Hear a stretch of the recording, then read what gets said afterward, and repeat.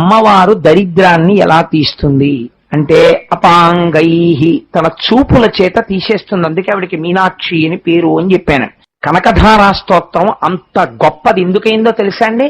ఆ స్తోత్రం అంతా లక్ష్మీదేవి యొక్క చూపుల్ని వర్ణిస్తారు. ఒక్క లక్ష్మీదేవిని స్తోత్రం చేశారనుకోండి, ఆవిడ తృప్తి పొందదు. నారాయణుణ్ణి కలపాలి. ప్రతి శ్లోకంలో నారాయణుణ్ణి కలుపుతూ లక్ష్మీదేవిని స్తోత్రం చేస్తారు.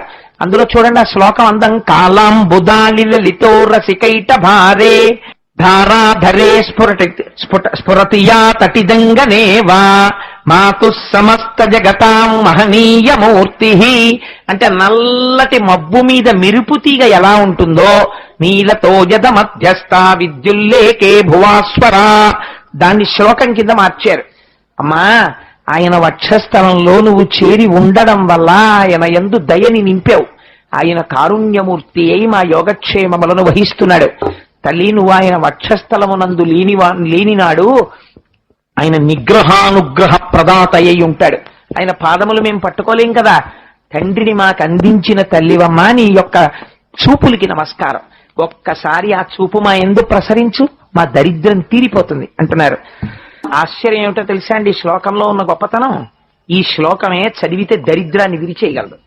చాతక పక్షి అని మనకి సంప్రదాయంలో ఒక పక్షి ఉంటుంది. ఆ చాతకం భూమి మీద పడితే ఇంకా నీళ్లు తాగదు. విచిత్రం ఏమిటంటే కొన్ని పక్షులు ఉన్నాయి. ఆ పక్షులు ఆకాశంలోనే పిల్లని ప్రసవిస్తే ఆ పిల్ల ఆకాశంలోనే ఎగిరేస్తుంటుంది. అలా ఎగిరేస్తున్నప్పుడు దానికి దాహం వేస్తుంది. దాహం వేస్తే అది భూమి మీదకి కిందకి రాదు, కిందకొచ్చి నీరు తాగదు. అప్పుడు ఆ పక్షి దాహం తీరాలంటే అది ఆకాశం వంక చూసి అరుస్తూ ఉంటుంది. అప్పుడు నల్లటి మేఘం వచ్చి వర్షం కురవాలి. కురిస్తే అది తల పైకి పెట్టి నీళ్లు తాగుతుంది. అలా తాగినటువంటి నీళ్లు మాత్రమే దాని యొక్క దాహార్తిని తీరుస్తాయి.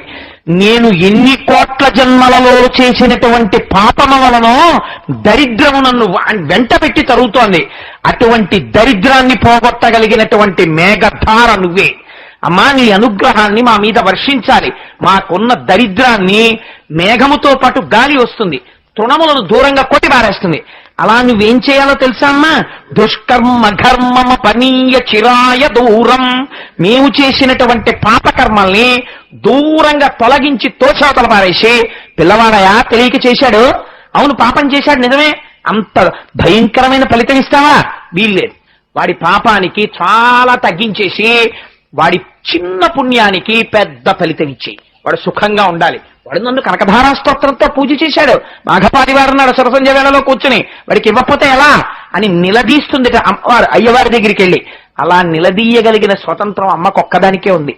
అందుకే శంకరులు అమ్మకి చేసుకుంటున్నారు విజ్ఞాపన. అమ్మా, నారాయణుని యొక్క ప్రణయాన్ని పొందిన దానివమ్మ నువ్వు అనేటప్పటికి, ఓహో వీడు మా ఆయన పేరు కూడా పెట్టి పిలుస్తున్నాడు రా అని పొంగిపోతుంది ఆవిడ. గీర్దేవతేతి గరుడధ్వజ సుందరేతి శాకాంబరేతి శశిశేఖర వల్లభేతి. మొన్న మీరు శరన్నవరాత్రులలో విన్నారు, ఎవరు? శాకాంబరీదేవి, పార్వతీదేవి. మరి పైగా శశిశేఖర వల్లభేతి, చంద్రశేఖర్ని పెట్టుకున్నవాడు ఎవరు? పరమశివుడు. ఆయన భార్య కింద చెప్తున్నారు. అలా ఎలా కుదురుతుంది అంటే ఆవిడ శక్తి స్వరూపం. ఆ లక్ష్మే దేవతలందరూ వెళ్లి స్తోత్రం చేశారు. ఎలా కనపడిందో తెలుసా అండి? ప్రతి ఇంటిలో ఉన్న ఇల్లాలు కూడా లక్ష్మిగా, ప్రభువులకి రాజ్యలక్ష్మిగా, ఆ సత్యలోకంలో సరస్వతిగా, కైలాసంలో పార్వతిగా, విష్ణులోకంలో లక్ష్మిగా, పద్మలోకంలో పద్మావతిగా, గోలోకంలో రాధికగా, అన్ని చోట్ల ఉన్న తత్వముగా, శక్తిగా ఆవిడే దర్శనమిస్తే దేవతలందరూ స్తోత్రం చేశారు. గమ్మత్తు ఉంది సంప్రదాయంలో తెలుసా అండి? సాధారణంగా ఆడపిల్లకి మంచి వరుడు రావాలంటే రుక్మిణీ కళ్యాణం చేస్తారు. మగపిల్లవాడికి మంచి భార్య రావాలంటే ఈ స్తోత్రం చేయాలి. ఇప్పుడు నేను చెప్పిన స్తోత్రం. ఈ స్తోత్రం చేస్తే మంచి భార్య వస్తుంది. ఎటువంటి భార్య వస్తుందో తెలుసా అండి? సుశీలాం సుందరీం రమ్యాం అతి సుప్రియవాదినీం పుత్ర పౌత్రవతీం శుద్ధాం కులజాం కోమలాంబరాం అపుత్రో లభతే పుత్రం. కొడుకులు లేని వాళ్ళకి కొడుకులు పుడతారు. 3 తరాల్ని చూపించగలిగినటువంటి నక్షత్రగండాన్ని పోగొట్టి తన సుమంగళీతత్వంతో భర్తని రక్షించుకుని కొడుకు మనవడు మునిమనవణ్ణి చూసేంత వరకు ఆరోగ్యంతో భర్త ఉండి 5వ తనాన్ని తన మంగళసూత్రంలో పెట్టుకోగలిగినటువంటి సుశీలాం, మంచి శీలము, గొప్ప అందము, గొప్ప మాట, అటువంటిది కలిగినటువంటి భార్య పురుషుడికి వస్తుంది. ఇప్పుడు నేను చదివిన స్తోత్రం చదివితే అది లక్ష్మీతత్వం అంటే. శృత్యై నమోస్తు శుభకర్మ ఫలప్రసూత్యై నమోస్తు శుభకర్మ ఫలప్రసూత్యై. ఇప్పటి వరకు మీరు వేదమంత్రములతో ఉన్నటువంటి పూజ చేశారు. ఈ వేదమంత్రముల చేత మీరు చేసినటువంటి పూజకి ప్రీతి చెంది మీకు ఫలితాన్ని ఇవ్వవలసింది ఎవరు? అమ్మవారు. అమ్మా, వేదమంత్రముల చేత ప్రీతి చెంది మీకు ఫలితాన్ని ఇచ్చేటటువంటి అమ్మవమ్మ నువ్వు. శక్త్యై నమోస్తు శతపత్ర నికేతనాయై. నమోస్తు శతపత్ర నికేతనాయై. పుష్టై నమోస్తు పురుషోత్తమ వల్లభాయై. నమోస్తు పురుషోత్తమ వల్లభాయై. పురుషోత్తముడన్న పేరు శ్రీ మహావిష్ణువుది. మళ్ళీ చివరికి వచ్చేటప్పటికి అయ్యవారి పేరు కలుపుతారు. అమ్మ పొంగిపోతుంది, పురుషోత్తమ వల్లభాయై. అవునవును, నేనే ఆ గోపాల బాలుడి యొక్క భార్యని అని పొంగిపోయి, భలే చేస్తున్నారు రా వీళ్ళు స్తోత్రం నన్ను అని పొంగిపోతుంది ఆవిడ. సామ్రాజ్యమును పరిపాలించగలిగినటువంటి చక్రవర్తిత్వాన్ని కూడా ఆవిడ ఇచ్చేయగలదు. ఎంత ఐశ్వర్యం ఉన్నా ఒంటిలో అనారోగ్యం ఉండి మంచాన పడుకున్నాడు అనుకోండి, ఏమిటి ఉపయోగం? శంకర భగవత్పాదులకి చిన్న పిల్లడిగా ఉన్నప్పుడు తెలుసు తత్వం.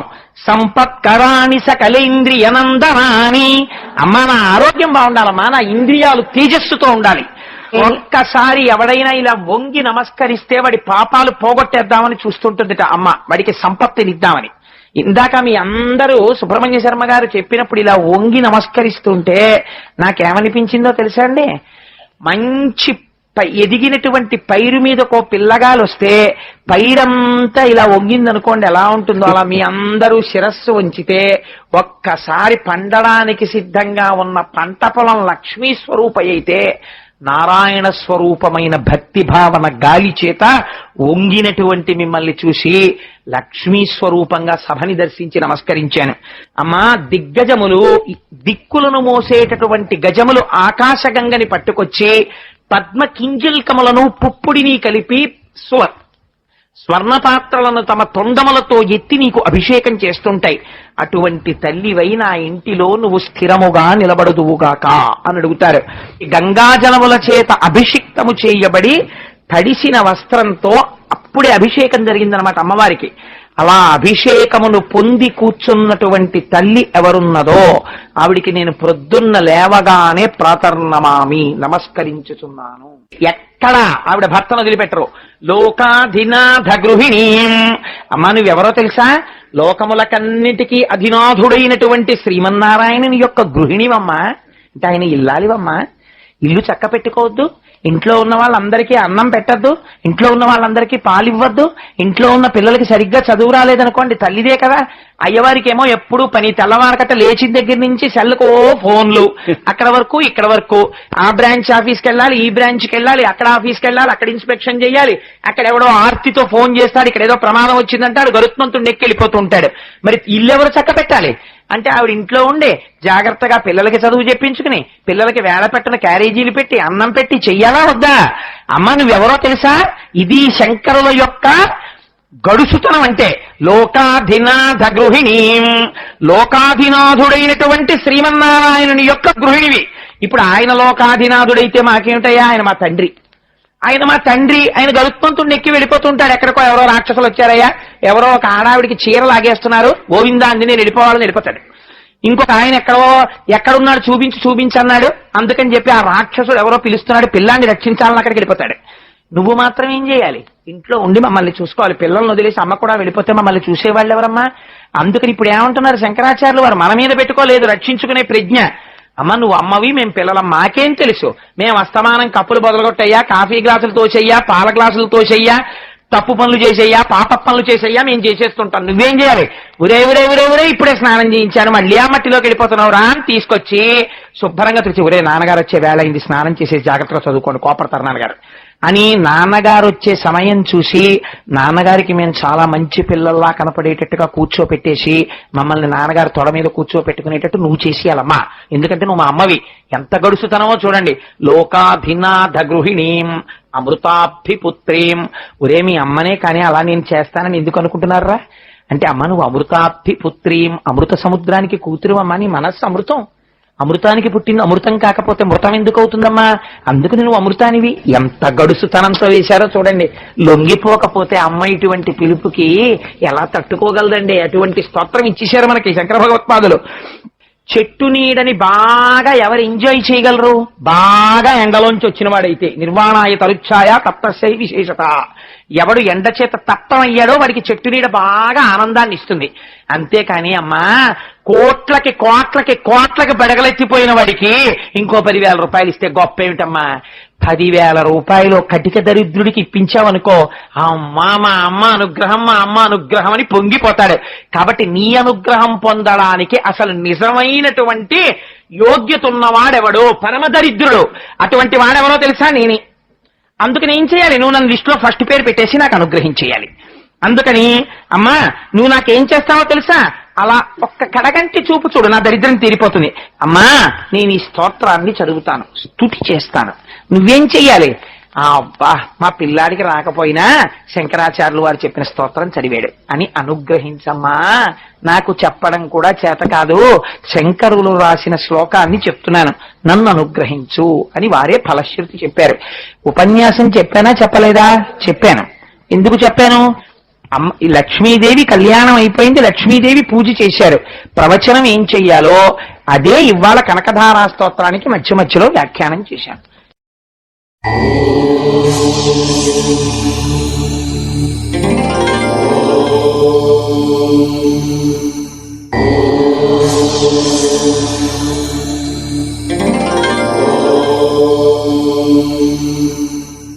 మొక్కు తీర్చుట. ఇది అసలు ఈ మొక్కు అన్న మాట ఎందుకు ప్రారంభమైందంటే, తరిగొండ వెంగమాంబ గారు వెంకటాచల మహాత్మ్యము అని ఒక గ్రంథం చేశారు. ఆ తల్లి ఆ గ్రంథ రచన వెంకటేశ్వరానుగ్రహంతోనే చేశారు. అసలు వెంకటేశ్వర స్వామి వారు ఈ భూమండలం మీద అవతార స్వీకారం చేసిన తరువాత ఒకసారి లక్ష్మీదేవి అడిగింది, ఎందుకండి ఇంకా ఈ భూమండలం మీద మీరు కుబేరుడు దగ్గర తీసుకున్న అప్పు తీర్చడం పెద్ద విషయం కాదు. ఆమె ఆదిలక్ష్మి, ఆమె తలుచుకుంటే కుబేరుడు అప్పు తీర్చడం ఎంతసేపు? కాబట్టి కుబేరుడు అప్పు తీర్చేద్దాం, మళ్ళీ మనం శ్రీవైకుంఠాన్ని చేరుకుందాం ఉంది. అంటే ఆయన అన్నాడు, ఇక్కడ అప్పు తీర్చి వైకుంఠాన్ని చేరుకోవడం పెద్ద విషయం కాదు లక్ష్మి, కానీ ఇది కలియుగం. ఈ కలియుగంలో ఒక లక్షణం ఉంటుంది, అది పాపమని తెలుసు. ఆ పాపము చేస్తే దుఃఖం వస్తుంది దాని ఫలితంగా అని తెలుసు. తెలిసి కూడా జనులు దుఃఖకారకమైనటువంటి పాపాన్ని చెయ్యకుండా నిగ్రహశక్తితో ఉండలేరు. ఎందుకు ఉండలేరు అంటే దానికి కారణం కలిపురుషుడే. కలిపురుషుడు ప్రజలందరి చేత దుఃఖమునకు పాపము కారణమని తెలిసినప్పటికీ కూడా పాపం చేయిస్తూ ఉంటే, ఆ పాపము వలన దుఃఖం పొందుతున్నప్పుడు ఈ జనులు ఏం చేస్తారంటే ఊరుకోరు, అప్పుడు నన్ను పిలుస్తారు. వాళ్ళు పాపం చేసినప్పుడు పర్వాలేదులే ఏదో చెప్పారు కానీ అంతకని చేయకుండా ఉంటామని చేసేస్తారు, అప్పుడు నేను అక్కర్లేదు. కానీ పాపమునకు ఫలితం వచ్చినప్పుడు వాడికి ఏదో ప్రమాదం వస్తుంది, వాడికి ఏదో బాధ వస్తుంది, అప్పుడు వాడు ఊరుకోడు. వాడు గోవిందా అంటాడు, ఏడుకొండలవాడా వెంకటరమణ అంటాడు, ఆపదముక్కులవాడా అని పిలుస్తాడు. అక్కడ వాడాడు వెంకటేశ్వరుడు. ఆపదముక్కులవాడ. ఆపద అన్న మాటకు అర్థం ఏమిటంటే, మన ప్రయత్నము చేత మనము పైకి రావడం సాధ్యం కానటువంటి ఇక్కట్టు, అంత పెద్ద కష్టం. ఆ కష్టంలోంచి మన బుద్ధితో మనం పైకి రాలేం, అట్లా ఇరుక్కుపోయాం. ఇరుక్కుపోయినప్పుడు ఆపద మొక్కులవాడా అని పిలుస్తాం. ఈ ఆపద నుంచి నన్ను తప్పించు. మొక్కేం పెడతాం? మన శక్తి కొలది.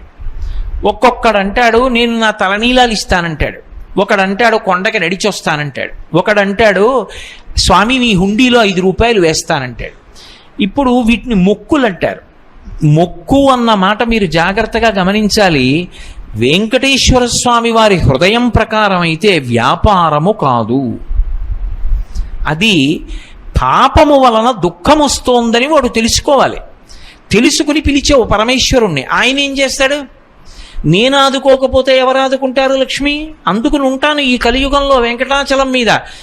ఎవడు ఎక్కడ ఎంత మౌనంగా లోపల పిలిచినా నాకు వినపడుతుంది, నేను వింటాను, వాణ్ణి ఉద్ధరిస్తాను ఆపదలోంచి. వాడు నా మొక్కు తీరుస్తాడు, ఆ డబ్బు పట్టుకొచ్చి నా హుండీలో వేస్తాడు. నేనేం చేస్తానో తెలుసా? పరమధర్మాత్ముడు నన్ను చూడకుండా ఉండలేక, నాన్నగారిని చూడకుండా ఉండలేక వచ్చినటువంటి కొడుకులా నన్ను చూడకుండా ఉండలేక వచ్చినటువంటి వాడు ఉంటాడే, వాడు వేసినటువంటి ద్రవ్యంలో అటువంటి పరమ ధర్మాత్ములైన వారు వేసిన డబ్బుని తీసుకుని జేబులో పెట్టుకుంటాను ఖర్చుకి. ఇలా హుండీలో చెయ్యి పెట్టి పట్టుకుంటాను లక్ష్మి. ఇలా పాపాలు చేసి పాపాల వలన దుఃఖాలు వచ్చి దుఃఖాల నుంచి బయటపడడానికి ఆపద మొక్కులవాడా అని పిలిచి తీసుకొచ్చి నా హుండీలో వేసిన డబ్బు ఉందే, అది మళ్ళీ జనులకు ఉద్ధరణ కొరకు వాళ్ళ కోరికలు తీరడానికి పంపేస్తాను. నా పేరు మీద ఎన్ని జరుగుతాయో, నిత్యాన్నదానం జరుగుతుంది, ఆరోగ్యం జరుగుతుంది, చెట్లు నాటుతారు, ఎన్ని ప్రయోజనాలు, వాటికి వెళ్ళిపోతుంది ఆ డబ్బు. అక్కడ వాడాడు మొక్కన్నమాట. అంటే పాపము వలన దుఃఖం వచ్చిందని ఒకసారి తెలుసుకున్న తరువాత ఇక వాడు పాపము జోలికి వెళ్లకుండా ఉండడం నాకు ఇష్టం. అది వెంకటేశ్వరుడి యొక్క అభిప్రాయం. ఇప్పుడు మొక్కు అంటే ఆ ఆపత్కాలమునందు నువ్వు ఒక సంకల్పం చేసుకున్నావు. ఈశ్వరా, నన్ను ఈ ఆపద నుంచి గట్టునబడై, నేను పట్టుకొచ్చి ₹1 హుండీలో వేస్తా, లేకపోతే నువ్వు నన్ను గట్టునబడై ₹1 నీ హుండీలో వేస్తాను అన్నావు. ఆపద నుంచి గట్టున పడిపోయావు. నీ దగ్గర కోట్ల నుండి ₹1 ఇస్తా అన్నావా? ఆ ఆలోచన ఉండదు. అందుకే చెప్పాను వ్యాపారము కాదు అని చెప్పాను. అది వెంకటేశ్వరుడే అంగీకరించాడు. ఒకసారి ఆపద వచ్చిన తరువాత మాత్రం వాడు బుద్ధిని దిద్దుకోవాలి. ఇప్పుడు మొక్కు తీర్చుకొనుట అన్న మాటకు అర్థం ఏమిటంటే, నేను ₹1 స్వామివారి హుండీలో వేస్తాను అని చెప్పాను.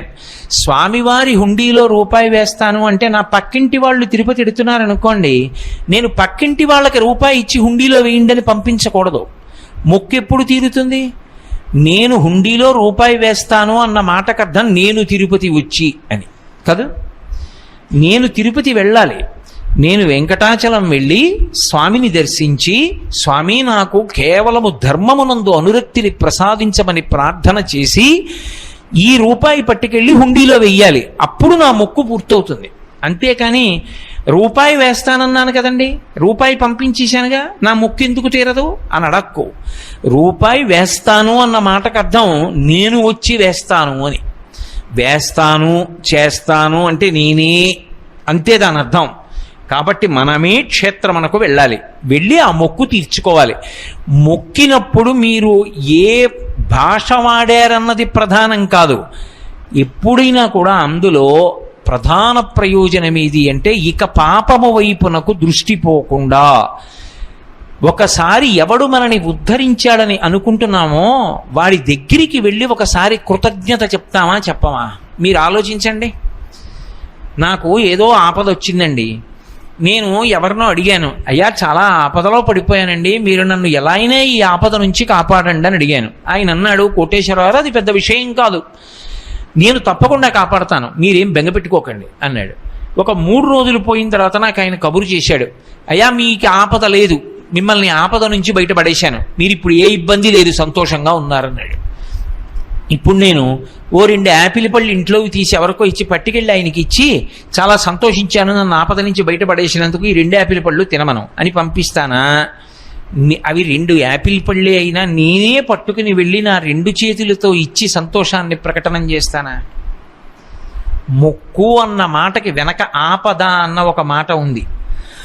ఆపద నుండి వినిర్ముక్తమైనప్పుడు కృతజ్ఞతావిష్కారము కనుక నీవు వాడు నిన్ను బయట పడవేస్తాడన్న నమ్మకంతో, దానికి సంకేతంగా నీ భక్తికి నమ్మకంగా, నీ భక్తికి ప్రతినిధిగా పట్టుకొచ్చి ఏదో ఇస్తానన్నావు కనుక, అది అలా అన్నావా అలా అనలేదా అని కూడా విచారణ చేయకుండా యథార్థమునకు నువ్వు వెళ్ళి కృతజ్ఞతని ప్రకటనం చేసి సమర్పణం చేసి రావడం మొక్కు తీర్చడం అవుతుంది.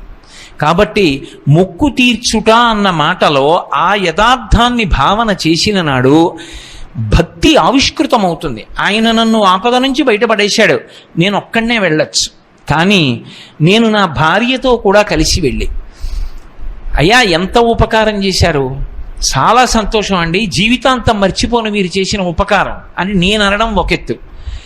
అన్నయ్య గారు మీరు ఆ ఆపద నుంచి బయట పడేయకపోతే ఈయన ఎంత బెంగ పెట్టుకున్నారో తెలుసా అని నా భార్య అనడం ఒక ఎత్తు. నా బిడ్డలు కూడా వచ్చి, మామయ్య గారు మీరు ఎంత సహాయం చేశారో, మా నాన్నగారు చాలా బెంగ పెట్టుకున్నారండి ఆ ఆపదకి, నేను ఈ ఆపద తట్టుకోగలనా, నేను ఎలా ఇందులోంచి బయటపడతాను, నా దగ్గర అంత డబ్బు ఎక్కడుంది, ఇంత పెద్ద కార్యం ఎలా చేయగలను అని బెంగ పెట్టుకున్నారు. మీరు ఉదారంగా సహాయం చేశారు. మళ్ళీ ఏదో పంట వచ్చినప్పుడు ఇచ్చేస్తాం, కానీ మీరు చేసిన ఉపకారం చాలా గొప్పది మామయ్య గారు. మా ఇంటిల్లిపాది వచ్చి కృతజ్ఞత చెప్పకపోతే మేము కృతజ్ఞులం అయిపోతామని వచ్చాం అన్నాను అనుకోండి. ఇప్పుడు మేము అందరం వెళ్ళడం చేత ఆయన